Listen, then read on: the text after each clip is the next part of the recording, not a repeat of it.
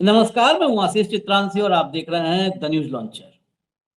चुनाव आयोग, ज्ञानेश गुप्ता वाला चुनाव आयोग, राजीव अग्रवाल वाला चुनाव आयोग, जिस चुनाव आयोग से पूरा भारत त्राहिमाम कर रहा है, पूरे भारत पर भारी है चुनाव आयोग।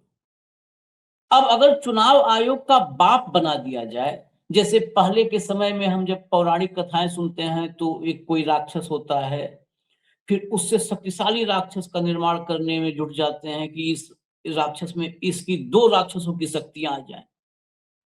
तो चुनाव आयोग जिससे पूरा भारत करा रहा है, अगर इस चुनाव आयोग का बाप, मतलब उसका नाम नहीं बाप होगा, लेकिन जिस तरह की ये मनमर्जी कर रहा है, जिस तरीके से एक पार्टी का जो है वो फ्रेंचाइजी बन के रह गया है, अगर इससे भी ज्यादा ताकतवर और खुराफात करने वाला इसका बाप एक बन जाए तो गया लोकतंत्र खत्म ना।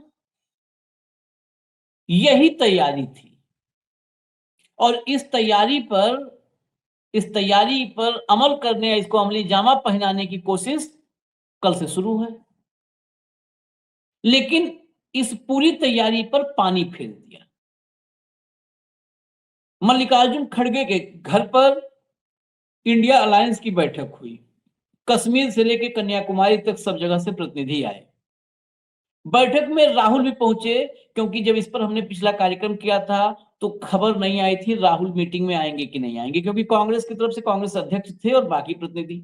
लेकिन ये कितना महत्वपूर्ण था, राहुल भी बैठक में पहुंचे, चुनाव प्रचार वगैरह छोड़ करके इस बैठक में आए और उसके बाद थोक में हिसाब किताब हुआ और सीधा ऐलान हुआ।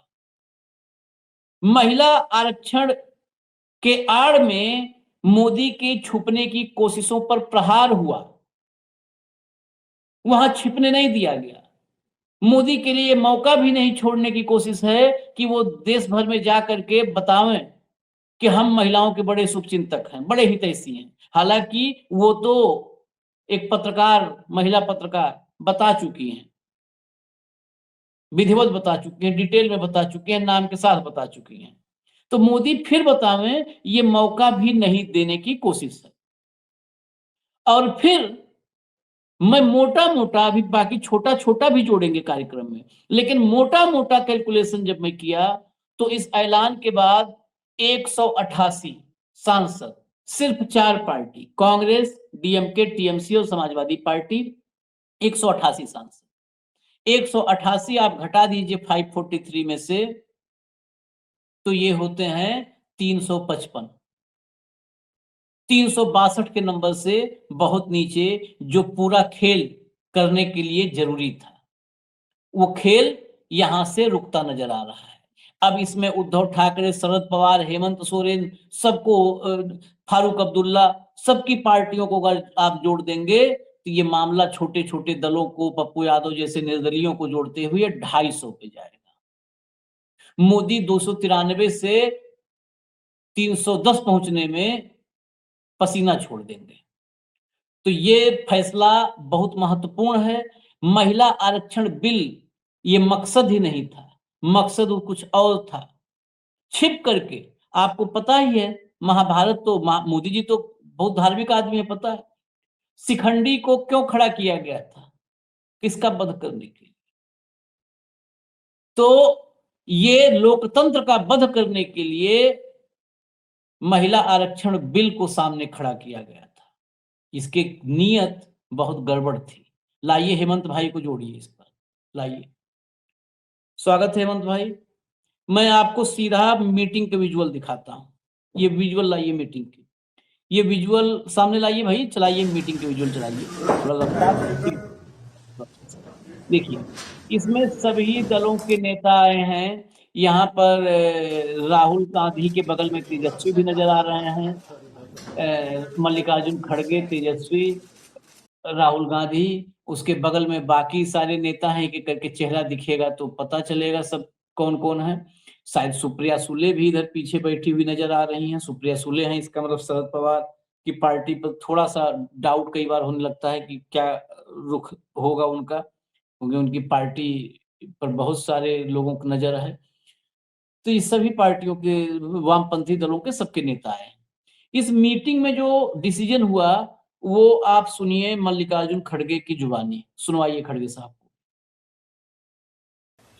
I have nothing to say, but only I can say that we all are in favor of women's reservation bill. But the way in which they have brought, for that we have got reservations, and it is politically motivated just to trap and suppress the opposition parties. The government is doing like this. Therefore, we all have decided we will, though continuously we are supporting Women's Reservation Bill 2010, then even 2023, it is unanimously accepted the constitutional amendment. And we are insisting that they should implement that whatever earlier amendment is passed. And secondly, that delimitation, they are also playing some tricks. Therefore, all party, we are going to take one stand. We unitedly should fight in Parliament and all opposition parties unitedly, and this is the only thing I want to convey you, because we are united in this, and unitedly we have decided, and we'll oppose this bill. But I want to tell you, we are not against the reservation. The way in which they have put in the bill, whether it is delimitation, whether they have not even cleared census and almost all powers of the Constitution, the executive is taking. And mostly the power which can be executed by the institutions, the Parliament they have given, so that they can change delimitation at any time. And they have done mistakes, or they have already deceived us in our Assam and also our Jammu and Kashmir, several places. So therefore, we will fight unitedly on that issue. Thank you. अब दो बात एकदम clear है। इसमें एक बात और भी दर्शकों को जानना जरूरी है। बहुत सारे दर्शक, खासकर महिलाएं अगर हैं तो उनको हो सकता है भ्रम, क्योंकि मोदी जी की माया, एप्स्टीन फाइल की छाया, इस सबसे बचना बड़ा दूभर है, मुश्किल है। तो बहुत लोगों को लगेगा कि मोदी जी वाह, महिलाओं के बड़े शुभचिंतक हैं। ये महिला आरक्षण बिल का कॉन्सेप्ट, इसकी सूत्रधार सोनिया गांधी थी। ये सोनिया गांधी की इच्छा थी महिला आरक्षण बिल लाया जाए, महिलाओं को आरक्षण मिले राजनीति में।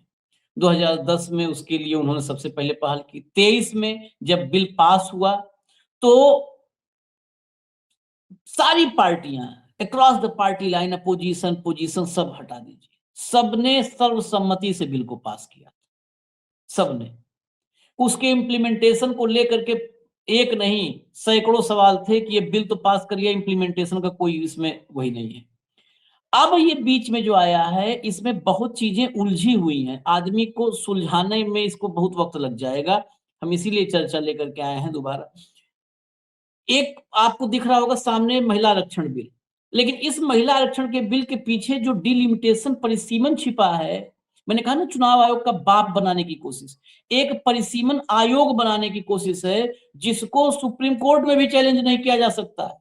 वो परिसीमन कहीं तोड़ ताड़ करके वो ऐसी सेटिंग, परिसीमन का खेल, इस पर बहुत सवाल उठते रहे। कांग्रेस के जमाने में भी उठते थे, लेकिन क्या था कि वो फुटकर में थोड़ा बड़ा, ये क्या था, वो खुरचन करते थे, वो खुरचन निकालते थे। इनका है पूरी पूरी कड़ाही खा जाओ मलाई समेत, कड़ाही हजम कर जाओ, ये वाली है।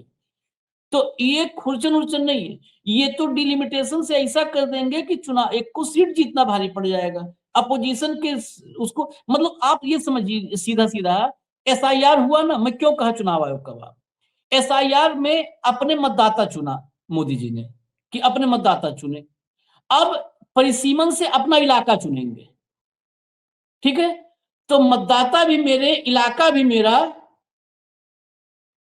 ये है असली। ये मैं बार बार कर रहा हूं, मतदाता चुन लिया, अब मतदाता चुनने के बाद भी आश्वस्त नहीं थे, तो मतदाता चुना, अब इलाका चुनेंगे कि इलाके को ऐसे ऐसे, और ये सारी प्लानिंग हो चुकी है, ये बीजेपी दफ्तर में हो चुकी है, पहले हो जाती है तब होता है, परिसीमन आयोग में भी हो सकता है कोई बिठा दिया जाए ऐसे ही, इन्हीं जैसा, ज्ञानेश गुप्ता जैसा। तो ये सबसे बड़ा खतरा है।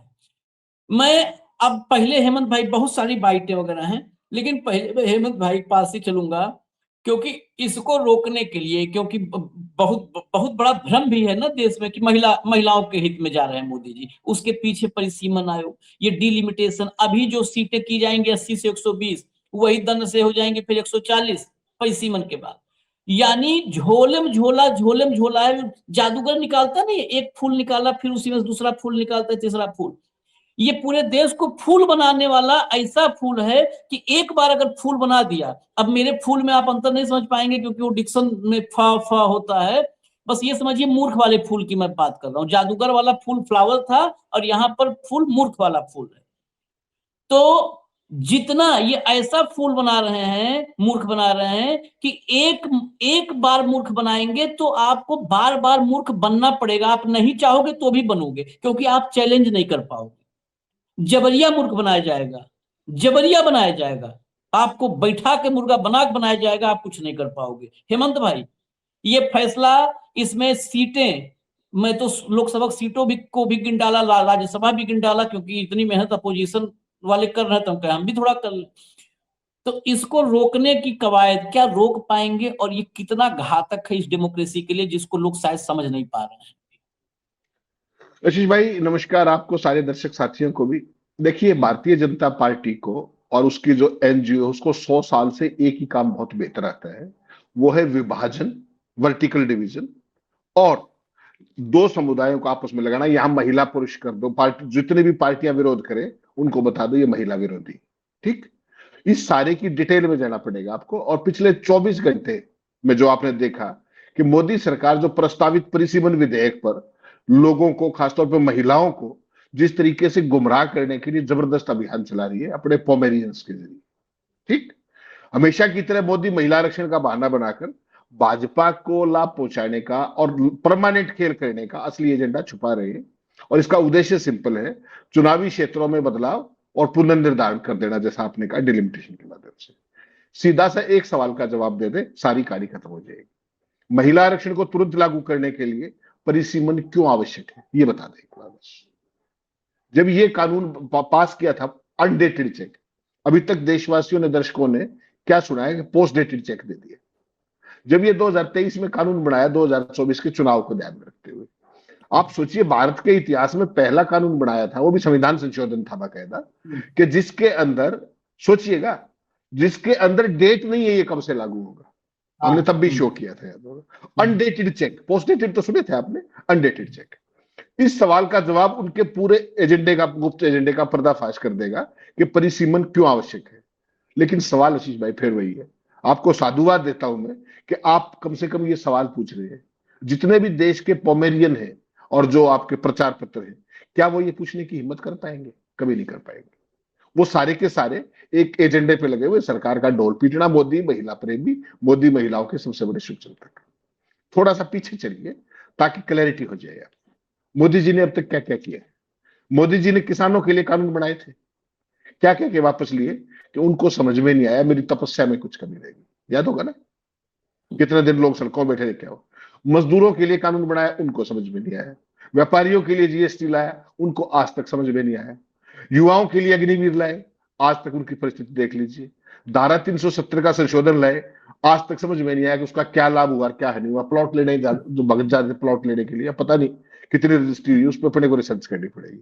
मुसलमानों के लिए बख्शिश जो बिल लाए, उनको समझ में नहीं आया।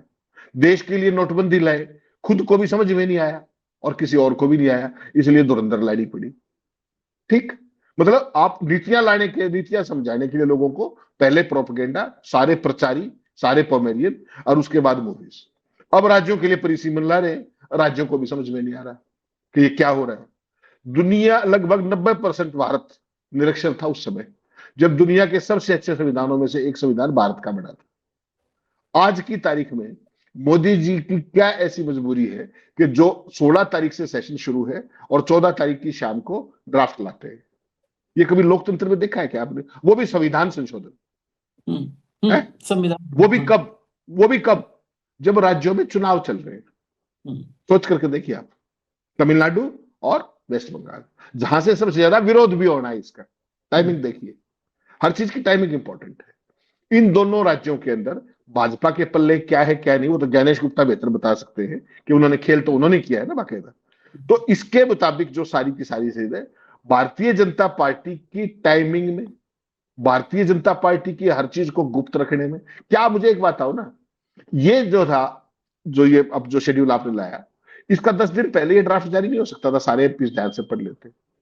क्या ये जो ये अपना पार्लियामेंट का सेशन है, ये चुनाव के बाद नहीं लाया जा सकता? चुनाव के बीच में क्यों? क्या कोई सवाल पूछेगा इस बात पे?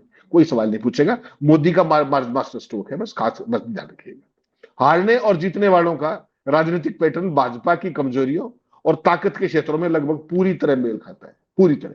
जो इनका ड्राफ्ट है, कुल सीटें 850, 35 केंद्र शासित प्रदेशों के लिए और 815 जो है उधर राज्यों के लिए। 2011 की जनगणना में जनसंख्या के अनुपात के अनुसार आवंटित की गई। लाभ हानि का स्तंभ कंप्लीटली महत्वपूर्ण है, जैसा आपने कहा। 850 सीटों वाली में प्रत्येक राज्य को अधिक सीटें मिलेंगी, तो ठीक है, लेकिन लाभ हानि किसके उसमें होगी? कि जो भाजपा का स्ट्रॉन्ग होल्ड है, वहां से विकास हुआ कि नहीं हुआ, वहां की जो भी स्थितियां है, गरीबी की फला की, कुछ नहीं, इनको अपना राजनीतिक एजेंडा पूरा करना है। और इसमें सफरर कौन होगा? पुरुष महिला एक पक्ष है आशीष भाई। दूसरा संकट सबसे बड़ा क्या? North south divide. जो साउथ के राज्य हैं, उन्होंने चाहे बेहतर काम किया, उसके ऊपर क्या नाम है, साक्षरता के ऊपर किया, परिवार नियोजन पे किया, रोजगार पे किया, लाइफ एक्सपेक्टेंसी पे किया, हर चीज पे काम किया। आज वो इस कारण सफर करेंगे। और जहां पे बीजेपी का दाव लगता है, वहां पर उन सीटों को बढ़ाते चले जाएंगे। कहीं कोई लॉजिक नहीं है, कहीं कोई रीजनिंग नहीं है, कहीं कोई चर्चा की गुंजाइश नहीं है। संविधान संशोधन विधेयक ऐसे आते हैं क्या 24 घंटे पहले आपको ड्राफ्ट दे दिया कि आ जाओ इस पर बात कर लो? What do you mean? सीधा सीधा बात है कि आपकी नीयत में वो है धोखा है। 48 घंटे में, 14 तारीख को जब ये ड्राफ्ट आया, कोई भी प्रतीक किसी संशोधन की किसी ने नहीं देखी थी। इसको भी आप डेमोक्रेसी कहेंगे क्या? ये पूरी परिस्थिति आशीष भाई देखनी पड़ेगी। और विपक्ष जो कह रहा है वो बिल्कुल ठीक कह रहा है, उसमें क्या गलत कहा विपक्ष ने? 2000, आप मुझे बताइए, 2011 का वर्ष जो है जनगणना का, वो अगले 20 साल 30 साल के लिए जो स्थिति, उसको क्यों यूज करना चाहिए, मुझे बताइए आप। 2021 में जनगणना ड्यू थी, तब कोविड का बहाना था। आज तो 2026 है, जनगणना क्यों नहीं हुई? यानी कि इनके दिमाग में ये षड्यंत्र, वोट काटना, वोट जोड़ना, एसआईआर कराना, डिलिमिटेशन इस तरीके से कराना, महिला आरक्षण फलाना, ये सारी चीजें इनके दिमाग में सीक्वेंस ऑफ इवेंट्स क्लियर है। नैरेटिव को कंट्रोल करने करते हुए, हर चीज को गुमराह करते हुए, और देश को इस तरीके से डिवाइड कर दो कि इनके मनमाफिक चीजें होती रहे। ये पूरी चीज जो है, जिस दिन देश को समझ में आ जाएगी उस दिन बात बनेगी। तब तक तो यह है कि दक्षिण भारत की सभी राज्यों की सीटें घटेंगी, उत्तर भारत की तमाम सीटें बढ़ेंगी, संसद के बहुमत के लिए दक्षिण के राज्य इरेलेवेंट हो जाएंगे। ये सारी स्थिति आपको देखनी पड़ेगी पूरे के पूरे। लेकिन वही बात है कि संविधान संशोधन के लिए 2/3 मेजोरिटी का जुगाड़, यहां पर इनका असली मकसद है। और ये दोनों खेल कर सकते हैं। इसमें मुझे इनकी प्रतिभा पे कोई शक नहीं है, थोड़ा सा ये ध्यान रखिएगा, मुझे कमी नहीं है। जिस तरीके का ये खेल करते हैं, आप सोचिए, आंध्र प्रदेश में तो इनकी एलआई की सरकार है, वहां से कोई शब्द निकला अब तक, सफलर तो वो भी रहेंगे, वहां से कोई शब्द नहीं निकलेगा। यानी कि एलाइज कंप्लीट कंट्रोल के अंदर है। स्टेट का सत्यानाश हो जाए 100 बार, कोई दिक्कत नहीं। ये जो चीज है ना, कि जो ये भय की उसकी सारी, और करते क्या है उसकी तो आप कल्पना ही कर सकते हैं। अरे सर, भैया, हम बहुत मोटी बात करते हैं, हमारी मोटी बुद्धि, हम लोग कम बुद्धि है, मोदी जैसी नहीं है, मोटी बात करते हैं। आप करो महिलाओं का को अधिकार दे रहे हैं, महिलाओं को अधिकार अपने घर में दीजिए। कि महिला अधिकार मांगेंगी तो कहोगे घर के बाहर एक जरा उसमें खेत में कमरा बनवा के दे दो, महिला का अधिकार है। 543 में क्यों नहीं देते हो अधिकार? उसके लिए 850 क्यों करना है? 543 का 33% कर दो, नहीं कर सारा पाओगे। अपोजिशन अपोजिशन कह ही रहा था 23 में कि कर दो।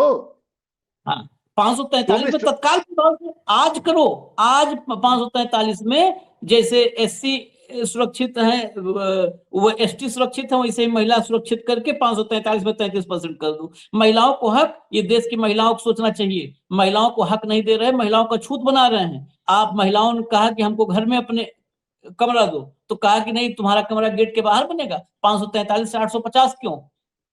दूसरी बात, खंड खंड मैं कर रहा हूं, अखंड भारत की, भारत माता की फोटो लगा के सब संगीत करते हैं ना, अखंड भारत बनाएंगे। भारत को ये जेएनयू वालों कहते थे सब ना, भाजपा टुकड़े टुकड़े गए। ये भारत का खंड खंड करने की दिशा में पहला कदम रखा है नरेंद्र मोदी ने। भारत के टुकड़े करने की दिशा में कदम रखा है। ये आरोप बड़े गंभीरता से मैं लगा रहा हूं। क्यों? क्योंकि जो दिख रहे हैं ना लक्षण, ये परिसीमन और जो टारगेट, ये 850 सीट जाना, परिसीमन करना, इसके बाद साउथ भारत की पॉलिटिक्स में अप्रासंगिक हो जाएगा। अप्रासंगिक जब हो जाएगा तो इस देश में कोई भी पॉलिसी बनाते समय साउथ के हितों को इग्नोर किया जाएगा, खारिज कर दिया जाएगा, डस्टबिन में डाला जाएगा। क्योंकि साउथ के बदौलत, मतलब सरकार बनाने में साउथ की भूमिका नगण्य हो जाएगी। अगर बिना साउथ के सरकार बनती है तो फिर क्या जरूरत है? आज टीडीपी चाहिए ना, आज जरूरत पड़ी ना टीडीपी की। साउथ को ये नौबत आ जाए कि साउथ के बगैर 2/3 बहुमत, बहुमत छोड़ दीजिए, साधारण बहुमत छोड़ दीजिए, अगर साउथ के बगैर 2/3 बहुमत कोई पा रहा है तो क्या साउथ का लेना देना? साउथ को तो वो कर देंगे। तो फिर कोई भी हिस्सा, कैसे किसी भी देश में कैसे अनरेस्ट पैदा होता है? कोई भी हिस्सा, वहां के नागरिक वो बैठेंगे। ये इसको कहते हैं देश में विभाजनकारी सोच को जन्म देने की कोशिश।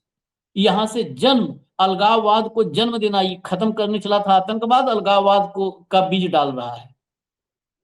आतंकवाद खत्म नहीं कर पाया, अलगाववाद का बीज डाल रहा है।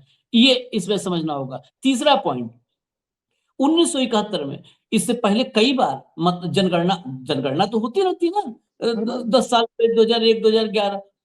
इस बार नहीं हुई है क्योंकि 56 इंची की सरकार है, नहीं करवा ही नहीं पाए। जिनका कोविड के समय था, कोविड चला गया, उसमें उसी बहाने टलता चला गया। 2001 में भी जब हुआ, 19 आशीष भाई माफ कीजिएगा, टलता नहीं चला गया, टाला गया षड्यंत्र के तहत, टाला गया विद ए क्लियर 1900। मोटिव। जो जो भारत में लोकसभा और विधानसभा की सीटों का निर्धारण हुआ है, 543 आप देखते हैं, बाकी अन्य राज्यों में यूपी में 403, ये 1971 की जनगणना के आधार पर हुआ था। और 1971 की जनगणना के बाद उसके बाद फैमिली प्लानिंग वगैरह देश में इंदिरा गांधी के समय में बड़े उससे आया, मजबूती से। और उसके बाद ये सवाल खड़ा हुआ कि आगे जब जनगणना होगी और हम फैमिली प्लानिंग, तमाम संदेह शंकाएं, तो 1973 में परिसीमन हुआ 72 के अधिनियम के तहत कि 19 जो है लोकसभा सीटें 543 होंगी। और 76 में जिस संविधान संशोधन की हम लोग बहुत चर्चा करते हैं, इंदिरा गांधी के समय का 42वां संविधान संशोधन, 1976 का 42वां संविधान संशोधन हुआ। इस संशोधन के माध्यम से 2001 तक के लिए सीटों की संख्या फ्रीज कर दी गई कि किसी भी राज्य के साथ कोई भी भेदभाव न होने पाए। कभी परिसीमन की जनसंख्या किसी ज्यादा तेज बढ़ गई तो उसकी सीटें बढ़ गई, वो उसने नकारापन किया, नकारे को इनाम मिल रहा है, उसकी सीटें बढ़ गई। सीटें बढ़ने का मतलब होता है कि पॉलिटिकल ताकत बढ़ गई। और जिसने अच्छा काम किया, मतलब घर में अच्छा काम कमा के लाने वाले बेटे को थाली दूध से फेंक के दी जाए, और जो दिन भर आवारागर्दी करता हो उसको कौर उसके मुंह में डाला जाए, वही बात हुई। तो 2001 तक के लिए फ्रीज कर दिया गया। उसके बाद ये तो अपने अपने पूर्वजों के का भी अपमान करते हैं ना सब, इतने सब मानसिक रूप से, क्या कहूं मैं, इनमें बेहूदगी है। इस बात को देखिए, संविधान की आत्मा मर्म को समझने वाले लोग ऐसा नहीं है, कहीं किसी पार्टी में भी हो अच्छे लोग होते हैं, अटल बिहारी वाजपेयी की सरकार थी। और फिर 2001 का, उसी समय 2001 तक वाला डेडलाइन पूरा हुआ, 1 की जनगणना, और हुआ कि अब परिसीमन होगा। भाई साहब फिर सन 2001 के बाद 2002 में जो है ये किया गया, फिर से उसको सीमाओं का पुनर्निर्धारण किया गया, परिसीमन हुआ, पुनर्निर्धारण हुआ, लेकिन नंबर्स नहीं चेंज किए गए। परिसीमन हुआ मतलब डिलिमिटेशन हुआ, नंबर्स नहीं चेंज किए गए। और कहा गया उसमें कि 2026 तक, 2026 ऐसे ही एक एक बार में बढ़ाते हैं, फिर 24 साल के लिए बढ़ा दिया कि 2026 तक कोई नंबर ऑफ सीट्स नहीं चेंज होगी, नंबर ऑफ सीट्स नहीं चेंज होगी, ये वही 71 का बेस बना रहेगा।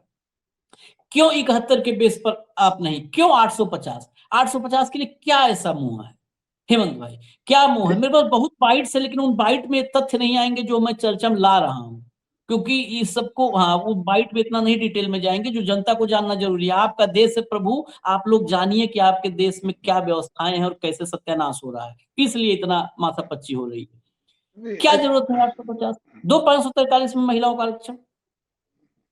23 में ही दे देते ना, 23 में विपक्ष सारा कह रहा था कि अभी से लागू कर दो 24 के लिए, नहीं किया। हाँ, हाँ, आप सोचिए षड्यंत्र देखिए क्या क्या है। शुरुआत होती है कोविड के बहाने से जनगणना ना कराने की, एक हाँ, नया संसद भवन बन रहा है, उसके अंदर लोकसभा में 850 सीटों की बैठने की व्यवस्था करने की, सारी व्यवस्था। जनगणना बिल्कुल नहीं कराएगी, जबकि पता है सारी परिस्थितियां क्या है उसके बाद भी, क्योंकि इनको पता है कि इन्होंने करना क्या है। एक एक चीज पूरे दूरगामी षड्यंत्र के तहत, जो जैसे होता है ना पर डे नैरेटिव चेंज करते हैं, ऐसे ही हर बार सत्ता हथियाने के भी नए नए तौर तरीके, कैसे काबिज होना है, कैसे डिवाइड को चौड़ा करना है, कैसे जो हमें वोट देते हैं उनको आगे बढ़ाना है, जो हमें नहीं देते उनको कैसे पनिश करना है, उसकी चाहे कोई भी कीमत देश को चुकानी पड़ जाए, इनको इस बात की कतई परवाह नहीं है। एक चीज तो ये आपने स्थापित होती है इस बात से कि कोई समस्या इसके अंदर नहीं है। उत्तर प्रदेश और बिहार, अब तो बिहार पे भी कब्जा हो गया जिस तरीके से। और एक बार सोच के देखिएगा, अगर ज्ञानेश गुप्ता का षड्यंत्र जो उसने वेस्ट बंगाल में किया है, जिस तरीके से वोटें काटी गई हैं, जिस तरीके से मोहर लगवाई गई है दिल्ली से, उसके बाद जो स्थिति है, वो आप क्या सोचते हैं अगर बंगाल पे भी ये कब्जा कर गए तो फिर देश की परिस्थिति क्या होगी? अभी अभी तो चलो, अभी संसद का आप सवाल तो पूछ रहे हैं ना कि क्या इनके पास 2/3 बहुमत है या नहीं है। लोकसभा में जो वर्तमान संख्या है वो 540 की है, 3 सीट खाली है। सारे सांसद अगर उपस्थित होकर मतदान करें तो 360 सांसद का इनके पक्ष में वोट देना पड़ेगा संविधान संशोधन के। ठीक, भाजपा नेतृत्व का जो एनडीए है उसके पास 292 सांसद है, 292।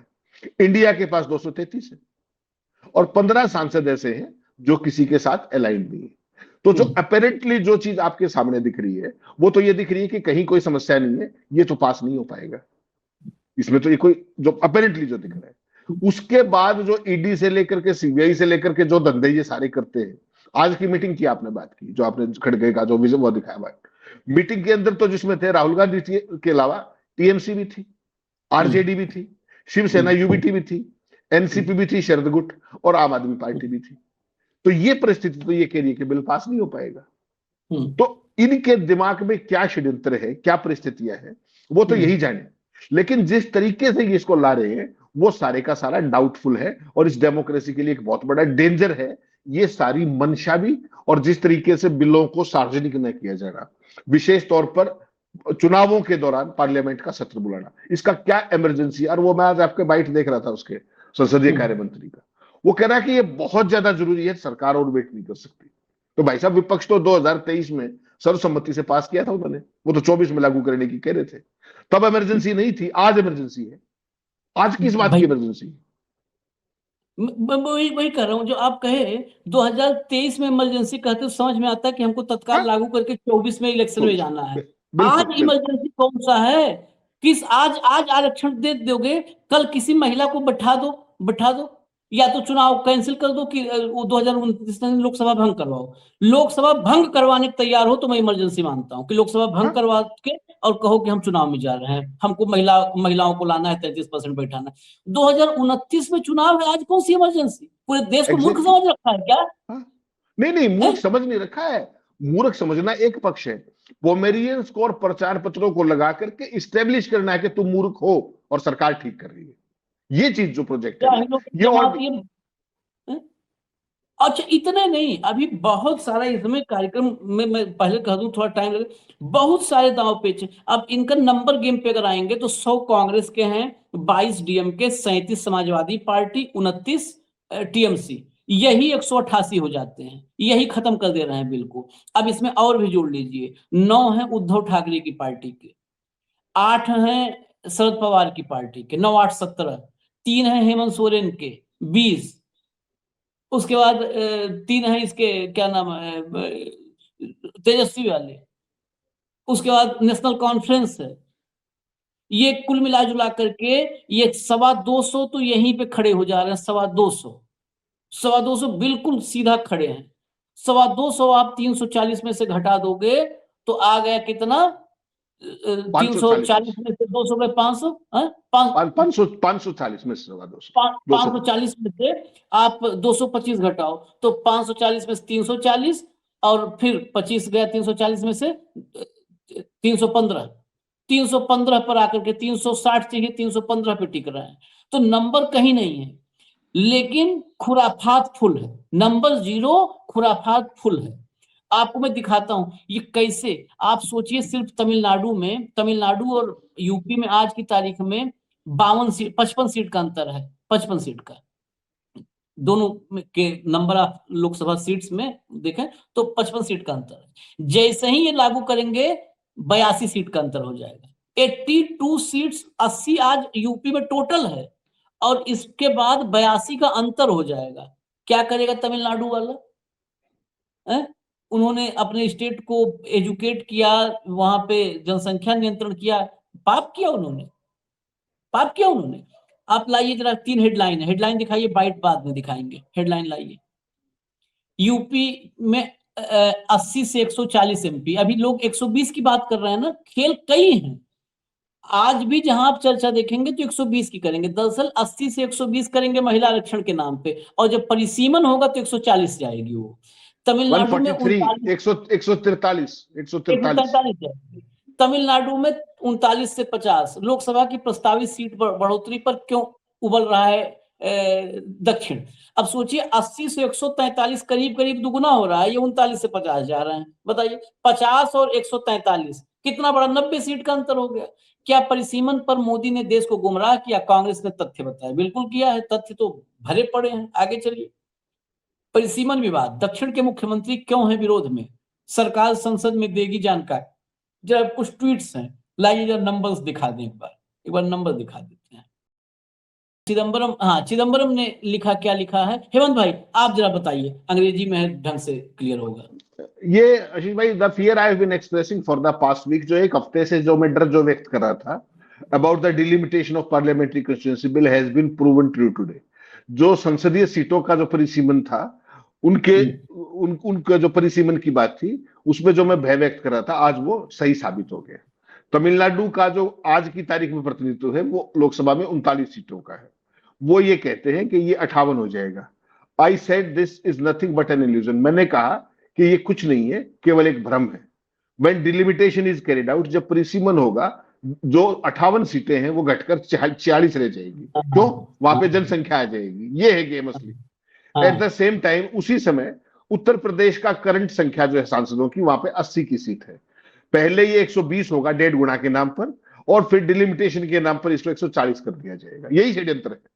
इसी तरीके से जो मौजूदा जो 5 दक्षिणी राज्य हैं, उनका जो मौजूदा प्रतिनिधित्व है, उनकी पॉपुलेशन जो है 24.3% है, वो घट करके 20% रह जाएगी।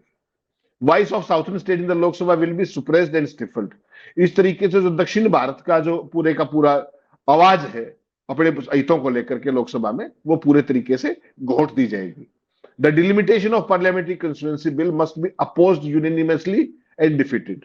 जो संसदीय सीटों का परिसीमन है, उसका तत्काल विरोध किया जाना चाहिए सर्वसम्मति से, और इसको हराया जाना चाहिए। That's what mister Chidambaram will say. खेल इसके पीछे बहुत बड़ा है आशीष भाई। ये चिदम्बरम का ट्वीट जो आपने कहा, फटाफट ले आइए।